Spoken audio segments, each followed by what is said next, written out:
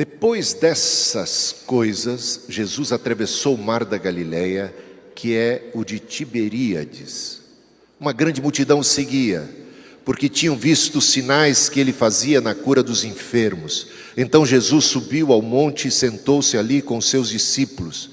Ora, a Páscoa, festa dos judeus, estava próxima. Então Jesus, erguendo os olhos e vendo que uma grande multidão se aproximava, disse a Filipe: onde compraremos pão para lhes dar de comer? Mas Jesus dizia isso para testá-lo, porque sabia o que estava para fazer. Filipe respondeu: nem mesmo 200 denários de pão seriam suficientes para que cada um recebesse um pedaço. Um dos discípulos, chamado André, irmão de Simão Pedro, disse a Jesus: aqui está um menino que tem 5 pães de cevada e 2 peixinhos. Mas o que é isso para tanta gente? Jesus disse: façam com que todos se assentem no chão. Havia muita relva naquele lugar, assim os homens se assentaram e eram quase 5.000. Então Jesus pegou os pães e, tendo dado graças, distribuiu-os entre eles, e também igualmente os peixes, tanto quanto queriam. E quando já estavam satisfeitos, Jesus disse aos seus discípulos: recolham os pedaços que sobraram, para que nada se perca. Assim, pois, o fizeram e encheram 12 cestos de pedaços dos 5 pães de cevada que sobraram, depois que todos tinham comido. Quando as pessoas viram o sinal que Jesus havia feito, disseram: este é verdadeiramente o profeta que devia vir ao mundo. Jesus ficou sabendo que estavam para vir com a intenção de fazê-lo rei à força. Então ele se retirou outra vez, sozinho para o monte. Podem assentar.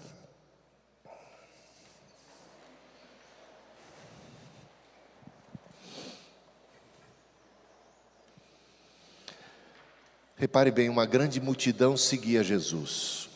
Uma grande multidão segue a Jesus hoje também, não é? Tem uma observação aqui interessante, porque tinham visto os sinais que ele fazia na cura dos enfermos. Uma grande multidão segue a Jesus,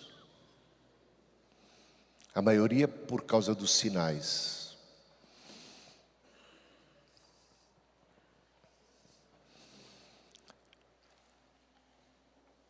Por que essa observação? Interessante, né? Por que foi feita essa observação aqui? Seguiam por causa dos sinais. No final de um grande e portentoso sinal que se seguirá, que é esse da multiplicação dos pães, a gente vê que a multidão fica ainda mais maravilhada com Jesus. E queriam forçosamente entronizá-lo como rei. Estranhamente, Jesus se retira deles, não aceita tal adoração. Se a gente continuasse lendo o texto, e eu convido vocês, ao chegar em casa, fazerem uma leitura completa do capítulo, a gente vai observar que Jesus se retirou. No dia seguinte, sabe a pregação da semana passada? Acontece entre uma coisa e outra. Logo depois da multiplicação de pães, Jesus orienta os discípulos para irem para o outro lado, e eles estão navegando e não conseguem remar contra a maré, o vento é contrário. Jesus anda por sobre o mar, encontra com eles, acalma a tempestade. Mas na manhã seguinte, Jesus se apresenta a essa multidão que estava pronta para coroá-lo, e Jesus rejeita tal coroação e fala com eles de maneira bem grave, se dirige a esta mesma multidão que estava admirada e que queria proclamá-lo rei, e que o procurava por causa dos sinais, por causa dos milagres. Olha que interessante, Jesus diz: eu sei que vocês me procuram por causa do pão, desse pão que eu multipliquei, ou por causa dos benefícios físicos, do bem-estar para essa vida, de uma cura física, ou de qualquer coisa que te possa dar uma vantagem aqui nessa existência, mas eu digo para vocês, eu sou o pão vivo que desceu do céu, e quem comer deste pão viverá. E ele começa a falar a respeito de um outro pão que é ele mesmo, e de uma outra necessidade humana que é muito maior, que é a necessidade da alma, e que para isso é que ele veio. Só que quando Jesus se apresenta como pão vivo, e quando Jesus os repreende por causa dessa cobiça e dessa busca, e dessa centralidade nas coisas temporais e materiais, eles viram as costas para Jesus e eles abandonam a Jesus. Só ficam os 12 apóstolos. Gente, só os 12 restam diante de Jesus, e Jesus chega para os 12 e diz: e vocês não querem também se retirar? Pedro toma a palavra e diz: para onde iremos nós? Só tu tens as palavras de vida eterna. Por isso essa observação. Uma grande multidão segue a Jesus, mas é por causa dos sinais. Eles querem Cristo como o gênio da lâmpada mágica, aquele que realizará os seus sonhos, aquele que vai fazer com que eles possam ter uma boa vida aqui na terra. Eles só pensam nas coisas desta vida. Mas se nós buscarmos a Deus, como diz o apóstolo Paulo, pensando única e exclusivamente nas coisas desta vida, nós somos os mais miseráveis dentre todos os homens. E a razão dos discípulos permanecerem porque viram nele aquele que tem as palavras da vida eterna. Bom, feita essa observação, vamos seguir adiante. A multidão seguia, ainda que com intenções um tanto distorcidas, com um foco muito nesta vida presente, ainda tendo que se converter inclusive a Deus, a Cristo. Uma grande multidão, gente. E aqui, repare bem, versículo 5. Então, Jesus, erguendo os olhos e vendo que uma grande multidão se aproximava, disse a Filipe. Jesus ergueu os olhos, viu a multidão e viu a necessidade da multidão. Viu que a multidão tinha fome, tinha necessidades físicas. Tem uma lição aqui muito importante para nós.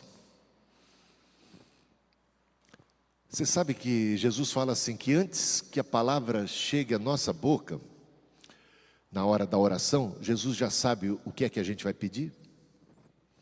Ele já sabe o que é a nossa necessidade muito antes de nós falarmos, pedirmos e clamarmos. Aqui a gente observa que Jesus antecipou-se à necessidade deles. Eles não estavam reclamando, eles não estavam se queixando, eles não estavam pedindo absolutamente nada, mas Jesus ergueu os olhos e viu. Jesus sondou, Jesus percebeu a carência, a necessidade deles. Ele se antecipou. Antes do problema ser nosso, meus irmãos, o problema já é de Deus. Eu quero dizer para vocês que hoje é dia dos pais, né? Quando nasceu os meus filhos, cada um deles, a gente se preparava. Os pais costumam fazer isso, né? E prepara um berço, e prepara um colchão, e prepara um enxoval, alguma coisa assim. Prepara para a chegada. E quando chega, porque a gente já antecipa as necessidades da criança. O que ele vai precisar? Vai precisar de uma mamadeira, ou vai precisar de uma fralda, vai precisar de um cobertor, vai precisar de uma roupinha, vai precisar de um berço, vai precisar o quarto assim, vai precisar cuidar, esses cuidados todos. Jesus diz o seguinte: se vós que sois maus, porque bom a um só que é Deus, na acepção da palavra, na plenitude, na essência, intrinsecamente falando, um só há que seja realmente bom, que é Deus. Vós pais, que sois maus, ou seja, que sois pecadores, que têm suas fraquezas, se vocês sabem dar boas dádivas aos vossos filhos, quanto mais o Pai Celestial. Então, quando Deus criou o homem, é interessante que o homem é a última etapa da criação de Deus, não é isso? Ele preparou um jardim, ele preparou uma casa, Ele preparou um lugar muito acolhedor. E aí Ele criou o ser humano. E quando o ser humano veio à existência, ele se deparou com todo o cuidado e providência de Deus. Todo cuidado e providência de Deus. Aqui a gente vê um Cristo que olha antes, que enxerga antes, que prepara, que cuida. O Senhor proverá, o provedor, o que cuida, o que se antecipa as nossas necessidades, esse cuidado de Deus, esse amor de Deus. Uma grande lição aqui, quando no deserto o povo de Israel caminhava, Deus enviou uma nuvem, uma nuvem de dia que os guiava, que ia à frente deles. Interessante, né? De noite havia uma coluna de fogo, Deus indo à frente. Deus indo à frente, um cuidado, provedor. Quando Elias fugiu da perseguição do rei Acabe e da rainha Jezabel, Deus foi à frente, preparou um riacho e enviou corvos com alimento, que dia após dia levava o pão de cada dia para o Elias. Quando isto acabou, quando o próprio Querite, dada a seca que se abateu sobre todo Israel, se secou, Deus já antecipadamente já havia providenciado uma viúva que tinha a sua última refeição com seu filho. E é nessa direção que o Elias vai. E encontra a viúva com a última refeição. E sabe o que ela faz? Ela reparte a sua última refeição com Elias. E o que é que nós temos ali? Uma multiplicação de azeite, de comida, um cuidado de Deus. Deus estava cuidando de Elias e cuidando da viúva. Um Deus que vai à frente. Você não sabe o que você tem pela frente. Você não sabe o que você vai enfrentar. Mas uma coisa você pode ter certeza: Deus vai à frente. Ele já viu. E Ele já está tomando providências. E quando a gente acorda para a fome, lá está um Senhor pegando um mísero pedaço de pão e promovendo um milagre dessa magnitude. Que coisa extraordinária, não é não? Vendo. E aí Jesus se volta para os discípulos. Meus irmãos, tem muita coisa que Deus quer fazer nesse mundo, mas normalmente é isso que rola aqui. Deus está preocupado com os necessitados ao nosso redor. Ele quer socorrer os necessitados. E sabe para quem que Ele se volta? Para mim e para você. E aí? Eu não sei se vocês perceberam, mas tem gente passando fome. É isso que Jesus está chamando a atenção. Há problemas ao nosso redor, e às vezes a gente não está atento a eles, mas Deus está e nos envolve. Ele nos coloca no problema. Agora o problema é seu. Onde compraremos nós pães para dar de comer? Oi? Caiu. Onde compraremos nós pães? Mas Senhor, primeiro, onde é que nós vamos? Temos dinheiro para tudo isso, para alimentar? 5.000 homens, cerca de 5.000 homens, sem contar mulheres e crianças. Uma multidão incrível. Tem padaria suficiente? Tem mercado? Eles estão num lugar deserto. Onde compraremos pães? Mas Jesus dizia isso para testá-los. Dizia isso para despertá-los, para fazer com que eles se mexessem, com que eles se preocupassem, com que eles tomassem alguma atitude, com que eles agissem. E algo surpreendente vai acontecer, né? Filipe diz assim: nem mesmo 200 denários de pão seriam suficientes. A gente não tem dinheiro, não está com essa bola toda não tem recurso para isso. Então as nossas limitações, a nossa dificuldade, os impedimentos aqui apresentados, normalmente diante de desafios tão grandes, o que a gente vê é a escassez de recursos. as nossas limitações. Agora, um dos discípulos, chamado André, e esse é fenomenal. Gente, qual é a demanda aqui? Qual é a necessidade? Alimentar mais de 5.000 pessoas. E esse é o problema. De repente, André aparece com um menino que tem 5 pães e quantos peixinhos? 2. O que o André está fazendo aqui? Ele está de piada, né? Pegadinha do André, ou qualquer coisa. Senhor, não sei, dá para entender o que o André está fazendo aqui? Ele tem um lampejo de fé ou não tem? Ele não está de brincadeira com Jesus. Ele tem um lampejo de fé. Senhor, porque é o Senhor, eu apresento essa insignificância de recursos aqui.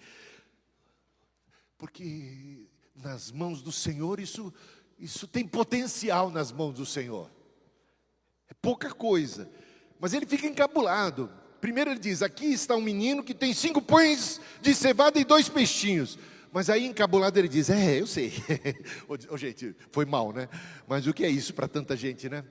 Bom, não está mais aqui quem falou. Não é isso, meio assim? Não está mais aqui quem falou. Escapou. Deixemos de lado essa... Faz de conta que eu não falei nada, tá? Vamos mudar de assunto. O problema é grave. Bom, o que Jesus fez? Acolheu.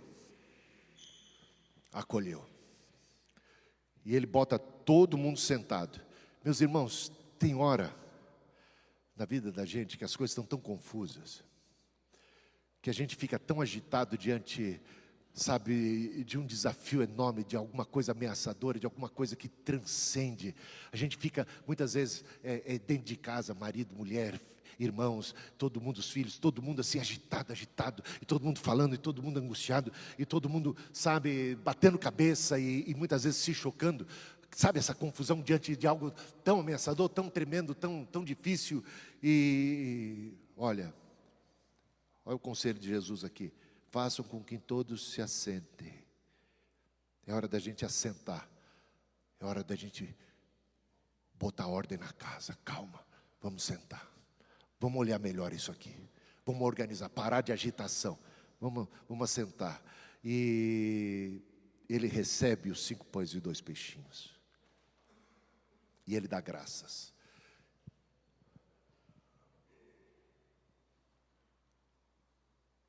Pode ser que no momento de desemprego, a gente procure empregos na nossa área,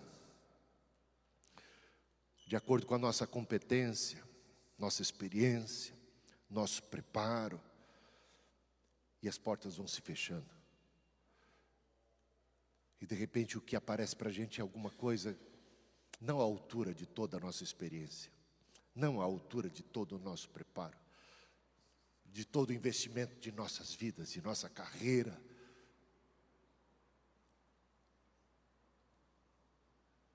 O que são 5 pães e 2 peixinhos para tanta gente?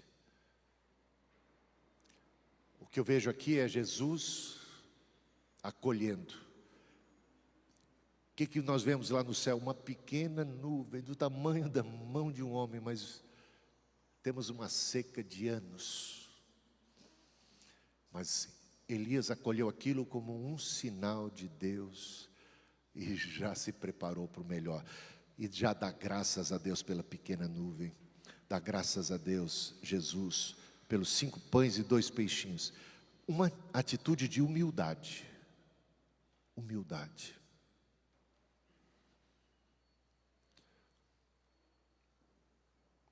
É uma atitude linda de humildade.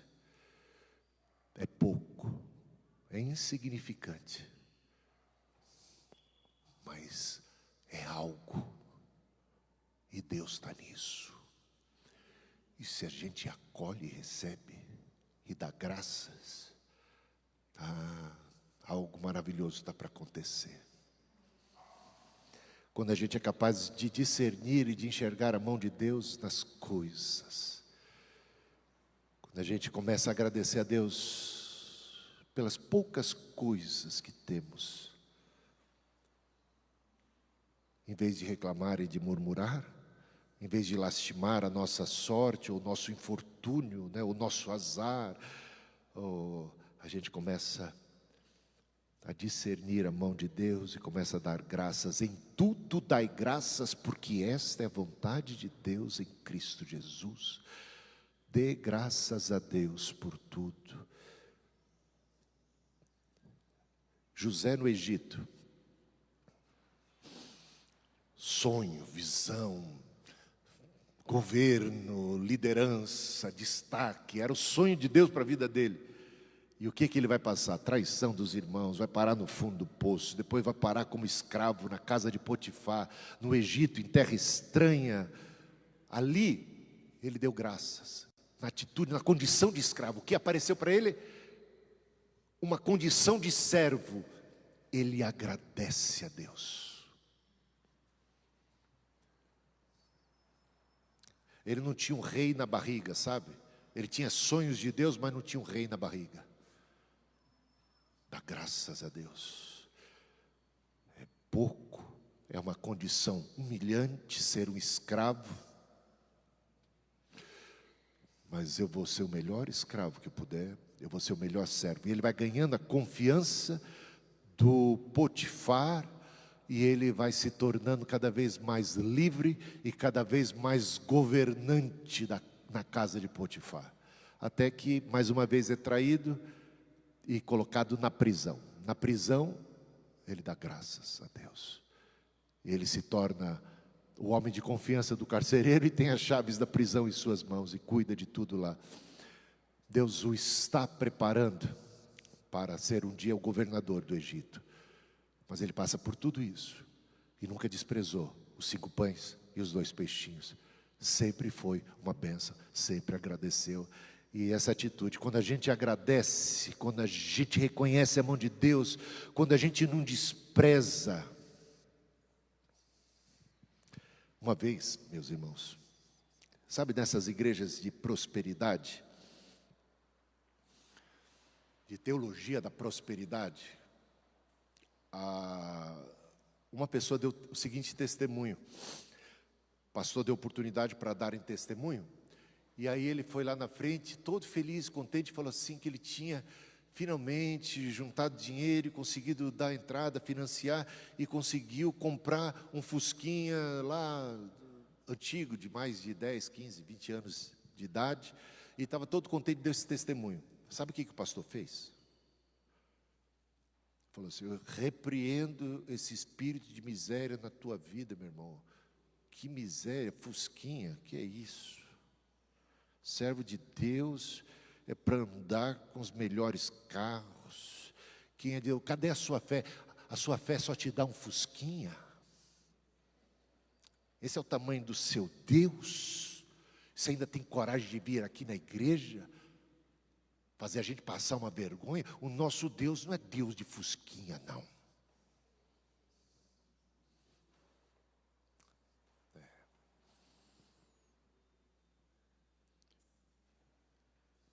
Dá uma olhada aqui. Olha o que Jesus está ensinando para a gente. 5 pães e 2 peixinhos. É de Deus. E eu te dou graça, Senhor.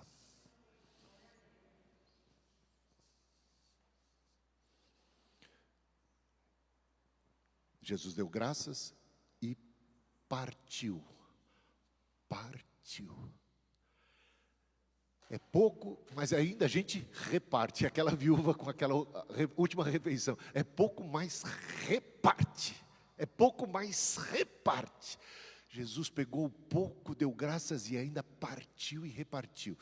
E os discípulos pegavam um bocado e repartiam. Ficou ainda menor nas mãos dos discípulos, mas eles agora deviam repartir, quebrar e distribuir. E à medida em que eles quebravam e distribuíam, a multiplicação ia acontecendo, meus irmãos. A multiplicação que se dá na partilha.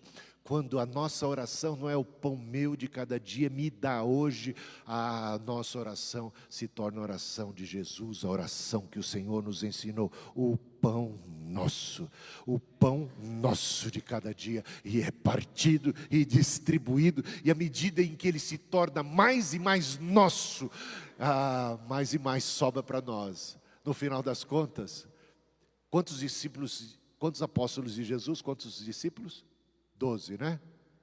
Eles receberam pedaços de pão de 5 partidos, distribuíram. Quantos cestos sobrou no final das contas? 12, um para cada um. 12 cestos cheios. Meus irmãos, já falei contra a teologia da prosperidade, mas agora eu vou dizer uma coisa para vocês. Deus é poderoso para suprir em glória cada uma das nossas necessidades. E quando a gente confia nele, dá graças no pouco, sobre o muito acaba sendo colocado, não é? E essa é uma coisa que Deus é poderoso para fazer. Entrega teu caminho ao Senhor, confia nele, o mais ele fará.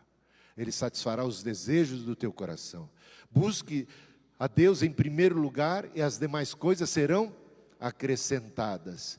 Meus irmãos, o Senhor da vida, Ele não quer que a gente seja mesquinho. O Senhor da vida não quer que a gente considere as coisas como nossas. O Senhor da vida quer que a gente reparta. Ele deu é para você repartir. Ele deu é para você pensar nos outros. Ele deu é para que você se torne a coisa nossa, torne a coisa de todos, torne a coisa do necessitado. Distribuiu, deu aos pobres. Quem é que está vendo tudo? Deus. E aonde está a nossa fé? Dai, ser-vos-á dada, boa medida, recalcada, sacudida e transbordante. Mais bem-aventurada coisa é dar do que receber. Pedi, recebereis, buscai e achareis. E à medida em que a gente se torna generoso, é que a gente vê generosidade de Deus, a gente vê providência divina, a gente vê partilha, a gente vê gratidão em toda e qualquer circunstância. Aqui nós temos lições poderosíssimas, maravilhosas, e aqui também uma outra lição: recolham os pedaços para que nada se perca. Meus irmãos, nada de desperdício, nada de extravagância. Você pode comer e ficar satisfeito, mas depois recolha para que nada se perca. E ainda vai sobejar, porque Deus tem para nós uma vida abundante. Deus é poderoso para suprir cada uma das nossas necessidades. Deus faz milagres. Deus intervém na nossa história.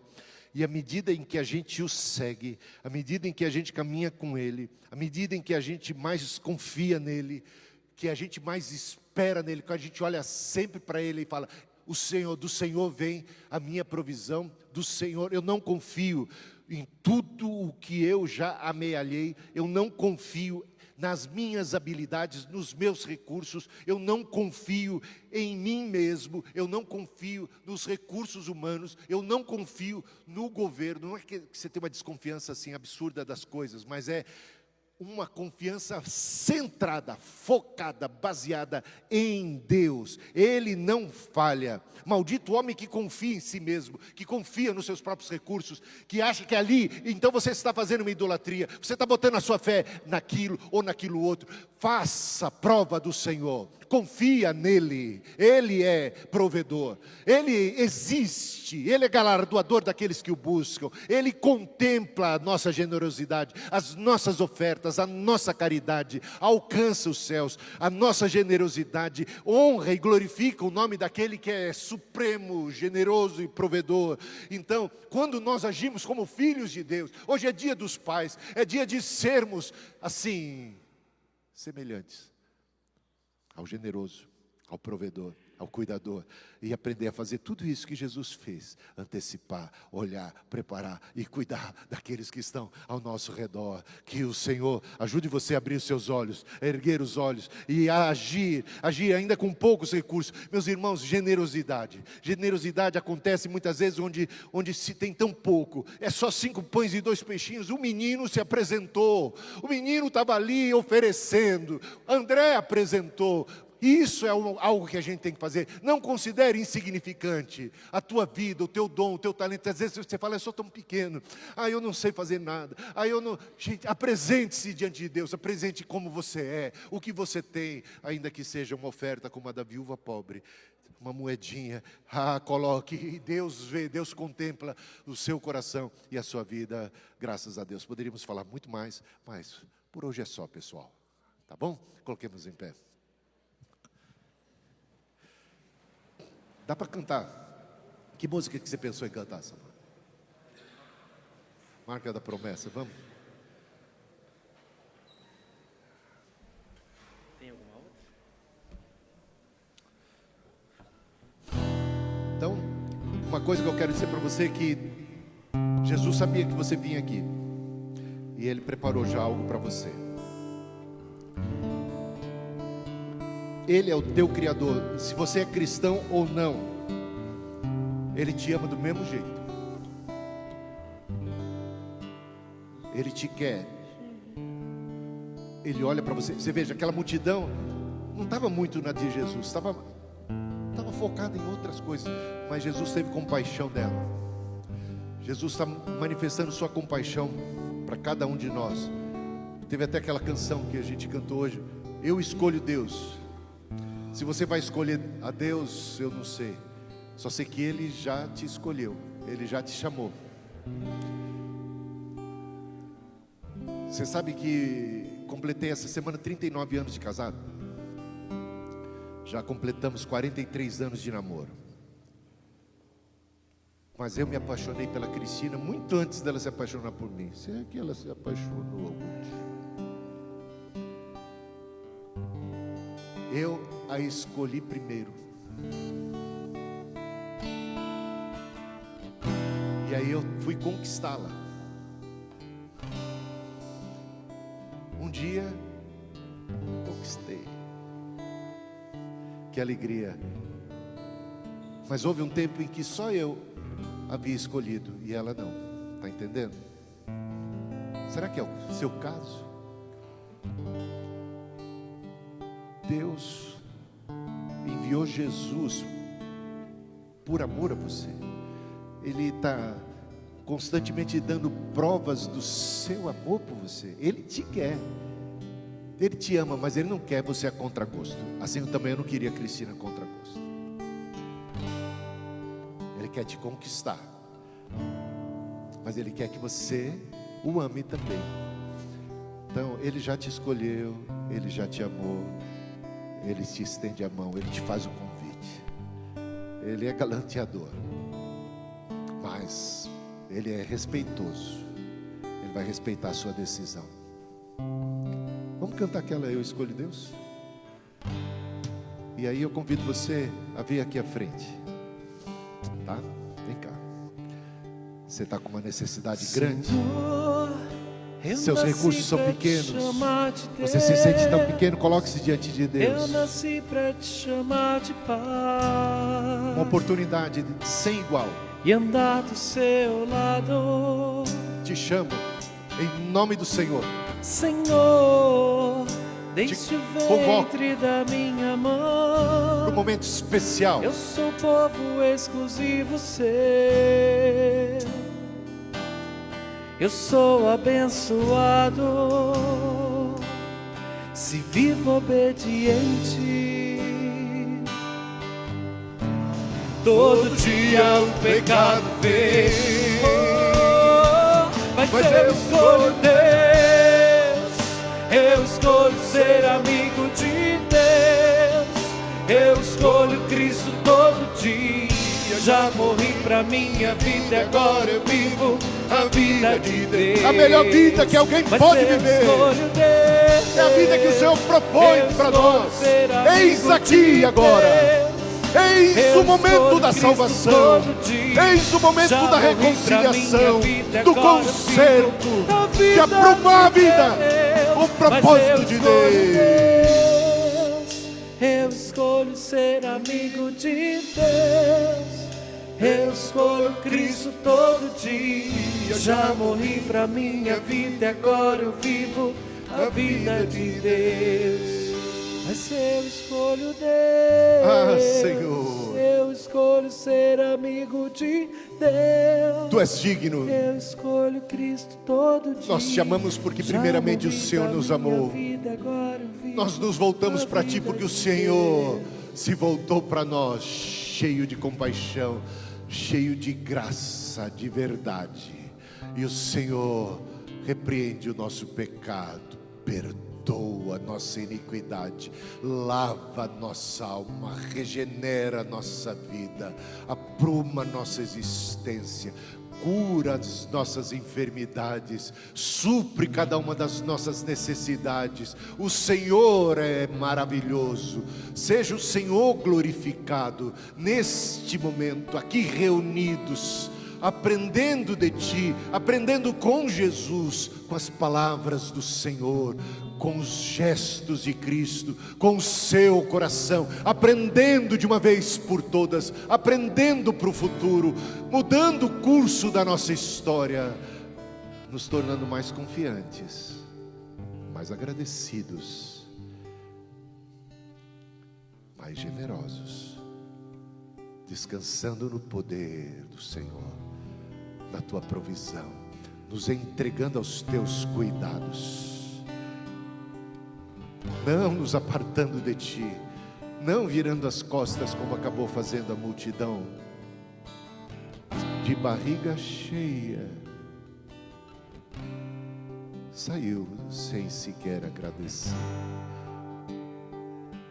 não entendeu que aquilo era apenas um sinal de algo muito maior e mais profundo, de um pão que é muito maior, que é o vivo, que é o pão da vida eterna, da reconciliação.